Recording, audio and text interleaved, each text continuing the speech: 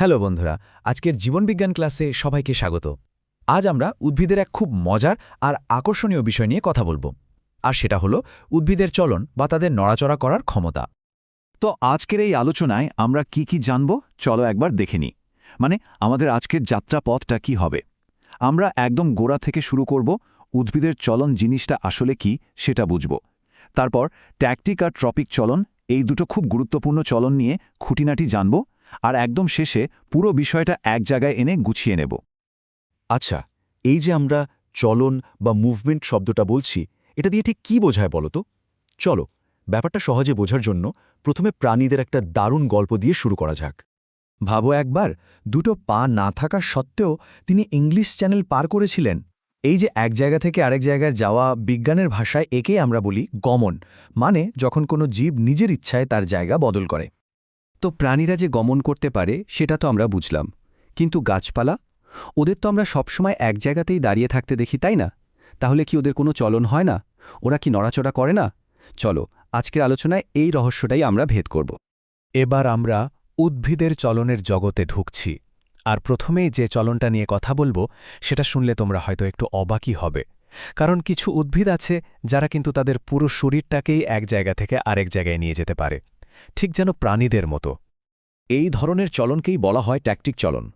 এখানে হয় কি, বাইরের কোনো একটা উদ্দীপক, ধরো আলো বা কোনো রাসায়নিক, সেটার প্রভাবে পুরো উদ্ভিদদেহটা বা তার কোনো কোষ এক জায়গা থেকে আরেক জায়গায় চলে যায়। যেহেতু পুরো শরীরটাই নড়াছড়া করছে, তাই একে সামগ্রিক চলন বা এক ধরনের গমনও বলতে পারো। যেমন ধরো, ভলভক্স বা ক্ল্যামাইডোমোনাসের মতো কিছু শৈবাল আছে যারা আলোর দিকে সাঁতার কেটে এগিয়ে যায়। এবার এই স্লাইডটা একটু ভালো করে দেখো। এই ট্যাকটিক চলন কিন্তু নানা রকমের হতে পারে। কিসের ওপর নির্ভর করে? নির্ভর করে উদ্দীপকটা কি তার ওপর। যেমন উদ্দীপক যদি আলো বা ফোটো হয়, তখন সেই চলনকে আমরা বলবো ফোটোট্যাকটিক চলন। ক্ল্যামাইডোমোনাস ঠিক এটাই করে। আবার উদ্দীপকটা যদি কোনো কেমিক্যাল বা রাসায়নিক পদার্থ হয়, তখন তাকে বলে কেমোট্যাকটিক চলন। যেমন ফর্নের শুক্রাণু একটা বিশেষ রাসায়নিকের টানে ডিঙ্গমাণুর দিকে ছুটে যায়। এই কেমোট্যাকটিক চলনের একটা দুর্দান্ত উদাহরণ হল ফার্নের নিষেক প্রক্রিয়া।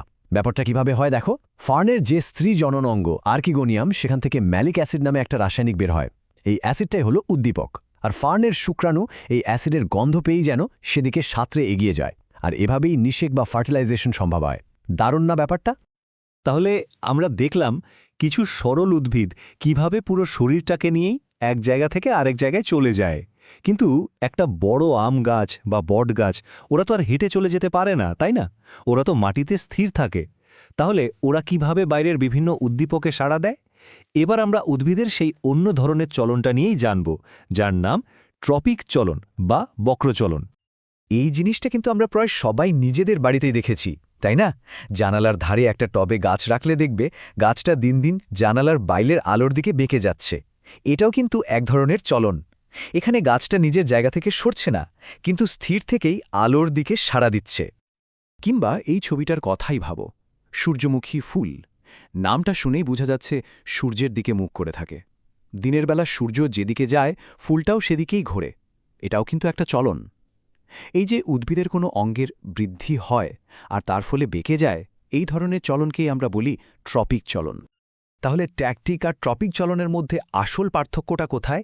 দেখো, ট্যাকটিক চলনে পুরো জীবটাই জায়গা বদল করে, কিন্তু ট্রপিক চলনে উদ্ভিদটা এক জায়গাতেই স্থির থাকে, শুধু তার কোনো একটা অঙ্গ, যেমন ধরো কাণ্ড বা মূল, সেটা উদ্দীপকের দিকে বা তার উল্টো দিকে বেঁকে যায়।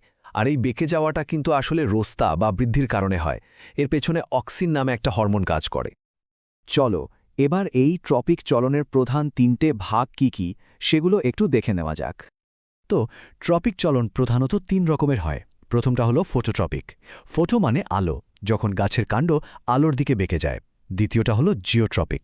জিও মানে পৃথিবী বা অভিকর্ষ, যখন গাছের মূল অভিকর্ষের টানে মাটির গভীরে চলে যায়। আর ৩ নম্বরটা হলো হাইড্রোট্রপিক।